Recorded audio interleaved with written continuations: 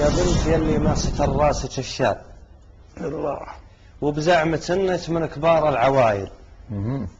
انا بقول الحق والحق انقال، اللي تستر هي بنت الحمايل. صح. ما هو في كشخة وخاتم وسلسالة ستر العيال الحمايل دلايل. الله يا بنت لو قلتي لي المهر بريال والله فلا عنز عليك السلايل، والله لا خطب لي على راسها جلال لو كان مطلبها 80 حايل. الله انا اللي مني خطبت ابغي عيال، ابي العيال اللي تشيل الثقايل، ولو من خطبت اختار العيال يا الخال، والدين عندي هو سيد الفضايل. قالت قسم بالله ما شفت رجال مثلك بغى حجر السنين الاوايل. قلت الصحيح يصح لو مرت اجيال، ركب الكدايش غير ركب الاصايل. ما هو بذنبي ما عرفتي لك رجال، ذنب الزمن خلى النشامه قلايل.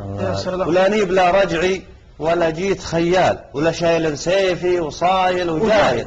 انسان متعلم ومن ناس عقال وفتحت عن نهج الحضارات فايل.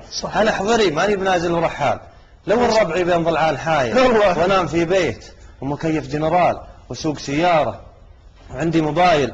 ترى البداوة فعل ما هي بالاشكال، والسلب ما نرضى عليها البدايل. وتبعت سلم العود واصبحت وبال، ونقيت لي من الذود دق وجلايل.